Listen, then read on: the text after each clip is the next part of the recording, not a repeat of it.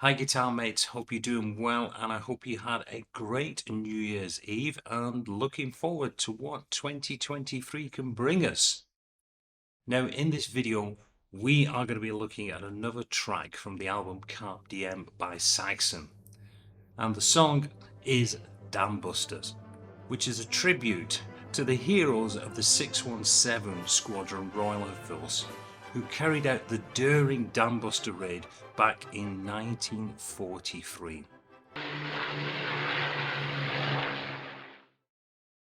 Now I'll be covering all of the sections of the song in my usual easy to follow style. Now, I have to say, I have really been enjoying the songs from the Carpe Diem album, and it is probably my favourite album in the past 18 months.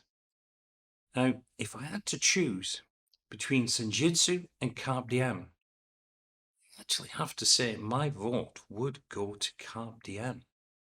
Really is a cracking rock album. It's just right in your face. And producer Andy Sneap really has captured the essence of the band. But I'd like to know your opinions on that. Senjutsu, Carpe Diem, and also what's been your favourite albums that have been released in the past 18 months. Anyway, enough of the chit chat. Let's get into it and let me show you how to play Dambusters. Right, let's just go through that opening riff that has been played by Dave Scarrett. I'll play it through and then I'll break it down for you. So it goes like this.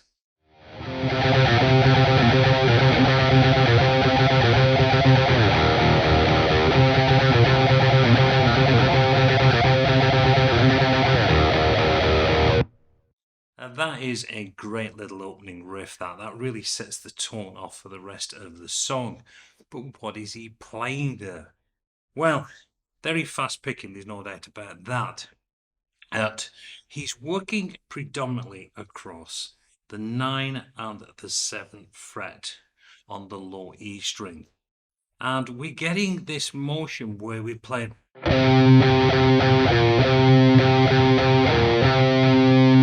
That really is the key to getting this riff sorted. We're playing this down, down. That's what you want to get first of all up.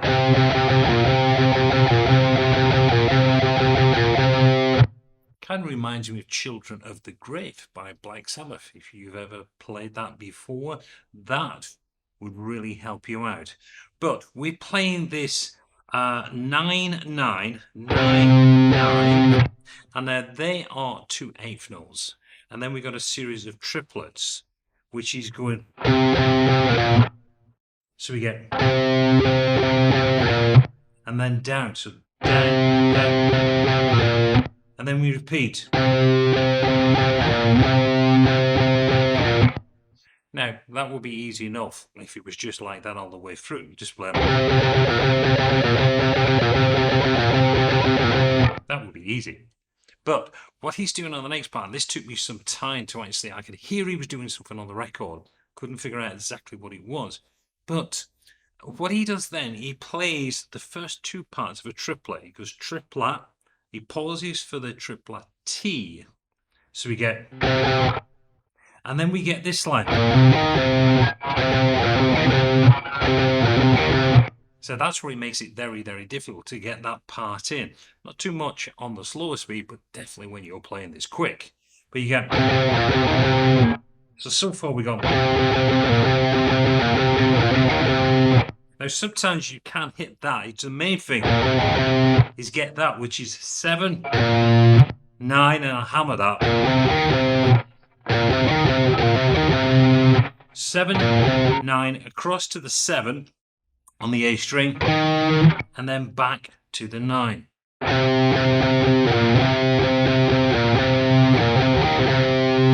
That's the feel that you're trying to get.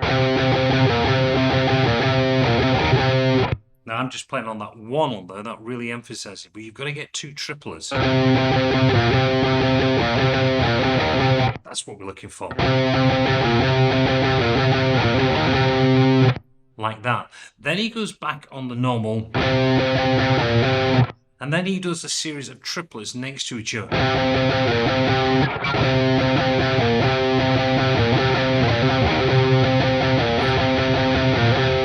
Hear that? Which again is all on the tab, which you can see on the screen beneath you. We continued that through because you're playing that over 3 bars, this kind of pattern.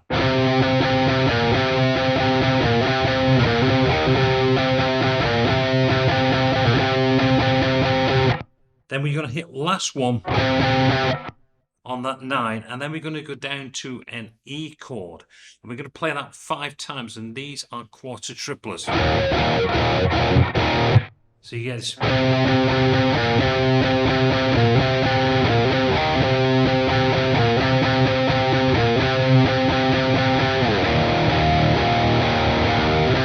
and then you repeat. This really is about taking your time, getting it comfortable at that slower speed. Again, what I'll try now, I'll do it really, really slow for you. Then you can just try and follow along when I'm playing here.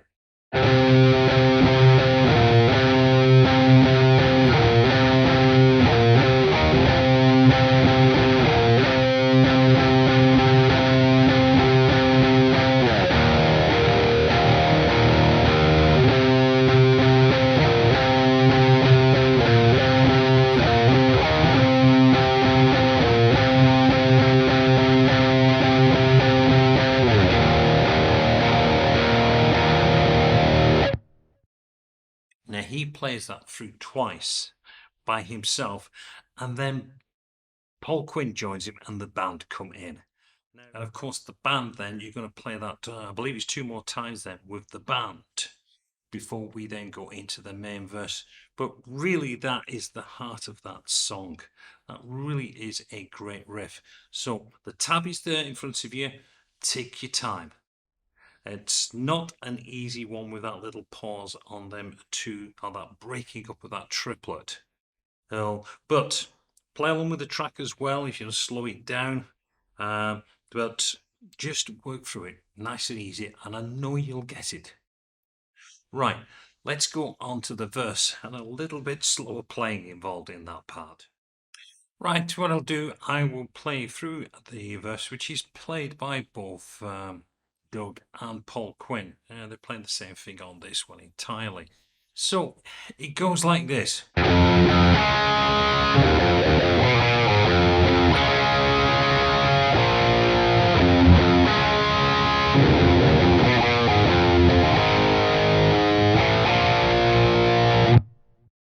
Okay, a little bit easier than the last one, isn't it? So we're going to start off. He's playing a D chord, but he's using an F sharp in the bass. I'm sure you've all played this before if you've played any AC/DC. So what I'm doing now, I'm playing this twice. Then into that D. Now I'm not playing a full D chord. You could say it's more of a D5 chord. I'm just really letting them. Now if the E rings out, if you hit the E ring, it actually sounds better. To me, that always has got that sound. Whenever I hear that, it always reminds me of Queensryche. That whole got a very Queensryche feel to that. Yeah, I must do some Queensryche in the very near future. But so we've got these to that D chord, and then we've got he's just playing an 0202. Then I'm moving across to the A string, and I'm going to do a quick slide from the 2 to the 3, back to the 2, to the open A.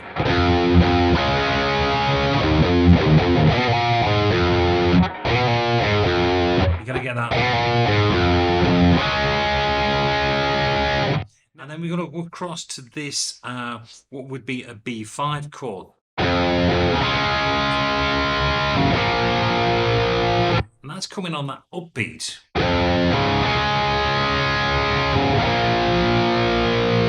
So we let that B5 ring out, then we repeat. Everything gets repeated at this point. We go back to. So I'm doing that F sharp down to the D. Same riff.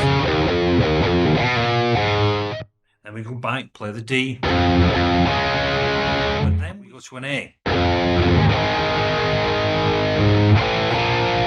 And then a B flat to an A. Now we're going to repeat the whole thing.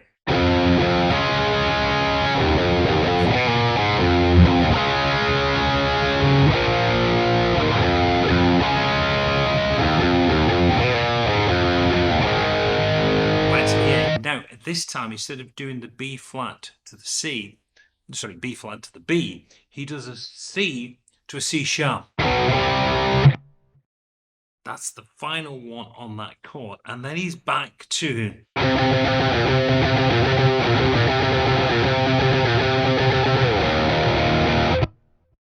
like that. So we're going through the verse, which is this part here, and you could say that the intro is also the chorus, and it's also the guitar part that you can hear Paul Quinn jamming over with his wah-wah pedal.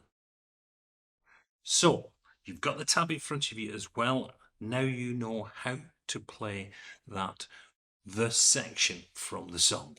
What we're going to have a look at now is that bridge section where we have the harmony being created between Doug Skerritt and Paul Quinn. Paul Quinn, when I've been listening to this, the sound coming out of the guitar doesn't seem to match where he's playing it on the guitar, which can only say to me that live and also in the studios, probably in the studios, but definitely live, if you were to play this, I believe he's using an octavider, and he has got, because the position on the guitar in the videos, he's getting a higher note, so he's got to be set an octave higher.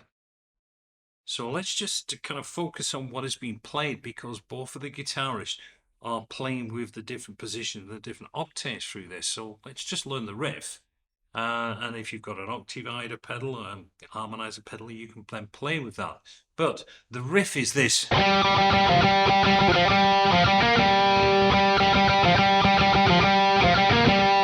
That's all he's doing. Now, what I'm doing now, I'm on the 6th fret of the D string. Very similar to your opening riff that he's playing. In fact, it's almost the same groove. So if you've got the opening riff down, you'll have got this down as well. We're playing this.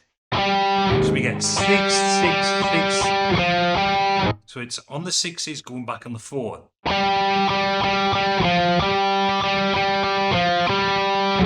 So we are going to be playing, what have we got there? 4 6s.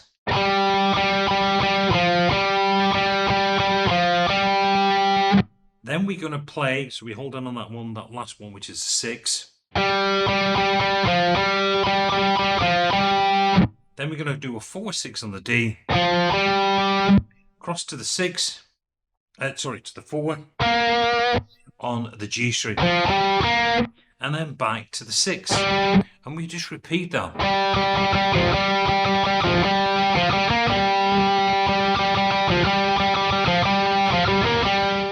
I say, when I hear Paul Quinn playing that, you can definitely hear a higher pitch on the note.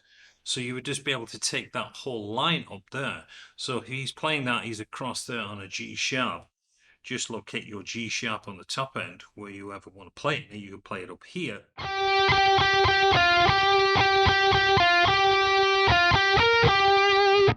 And play it up there. But that is where Doug Skerritt starts to play that when he's playing.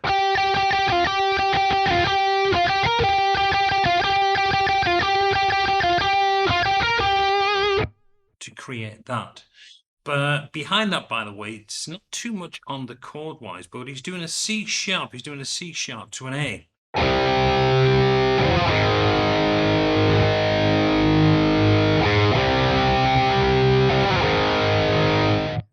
But it creates that harmony because of what he's playing on that, is he's playing on the 5th behind the C sharp.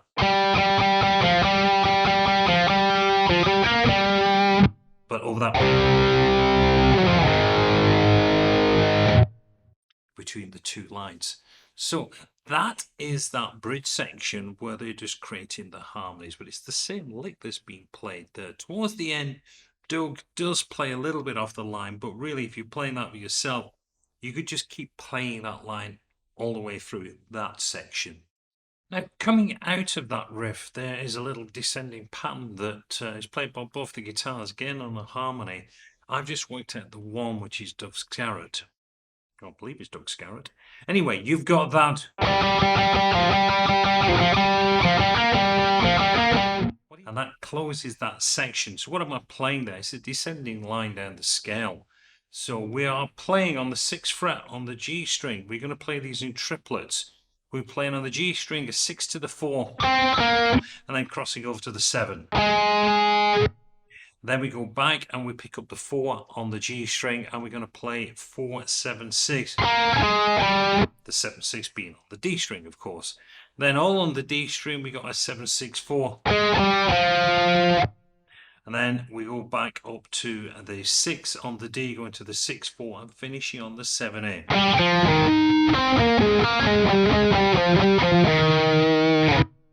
Which takes you down to the E chord. Now, from there, we are into the guitar solo that is being played by Paul Quinn. So what we've got that Doug Scarrett's playing behind it, we have got, he's going from a chord progression, which is on that E, that's where we finished into. And we're going to go from an E to a C, D, back to the C. So you get, then back up, E, stay on the D, we do not go back to the C on that, repeat.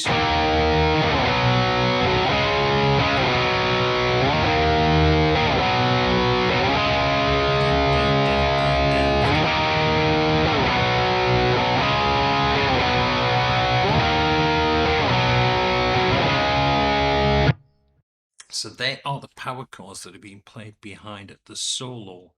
Now, coming out of the guitar solo, we go back into another verse. So you do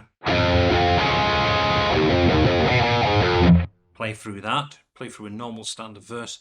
Come out of the verse, you go back into the chorus. Now, what you're going to do on that chorus, you're going to play that twice. So it goes round the entire circuit 2 more times. So you play through that. There is some incidental guitar lines that have been played through there. And then we go into the outro section. Now the outro section goes to a C sharp 5 chord, down to an A, and then up to a B, down to an A. So we get this.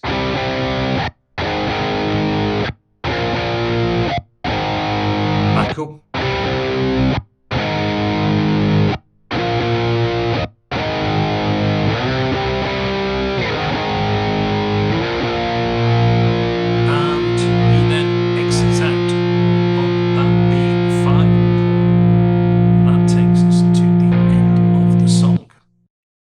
I just want to talk about the guitar solos. I haven't covered them in this song so far, mainly because of the wah-wah pedal. Just really is hard to figure out exactly what's going on.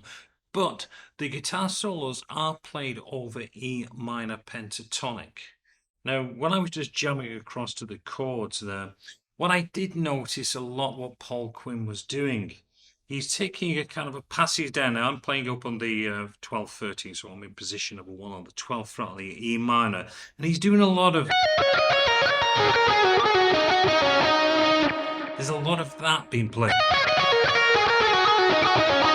And he's trying to keep that triplety, triplety, triplety, triplety feel whenever he's playing that. So if you've got someone who can play the power chords, or if you put it on a looper, you can play a lot of that.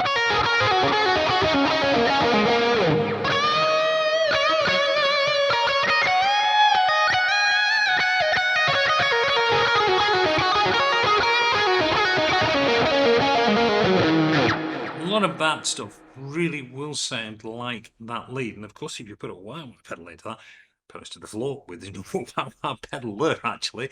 You put that on a wah-wah pedal, really is going to get very, very close to what you're hearing that Paul Quinn was doing. Obviously, being in the minor pentatonic and that E minor pentatonic, you just enjoy yourself. You can shift between the open strings in the various positions. But a lot of the licks that I heard that was being played, they're all based round that position there, but trying to get that triplety, triplety, triplety, triplety, triplety, triplety feel when you're doing it. Play that.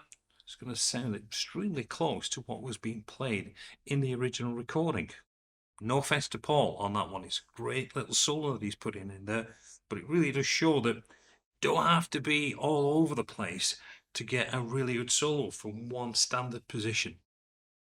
Anyway, I'm going to let you go, get into the song, enjoy it, listen to the track, and I'll speak to you again real soon.